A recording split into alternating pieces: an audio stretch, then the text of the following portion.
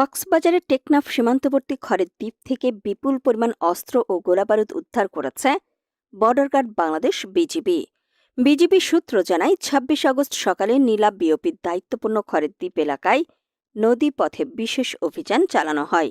এ সময় সন্দেহজনক কিছু লোক বিজিবি সদস্যদের উপস্থিতি টের পেয়ে ফায়ার করে মিয়ানমারের ভেতরে নৌকাযোগে পালিয়ে যায়। পরে ওই এলাকায় গভীর অনুসন্ধান চালিয়ে নির্দিষ্ট স্থানে লুকানো অবস্থায় বিপুল পরিমাণ অস্ত্র ও গোলাবারুদ উদ্ধার করা হয়।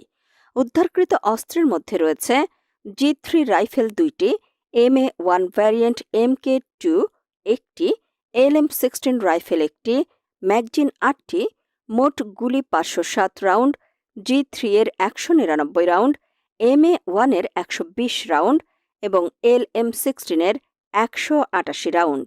উখিয়া ব্যাটালিয়নের অধিনায়ক lieutenant colonel Mohammad Jasim Uddin PSC বলেন,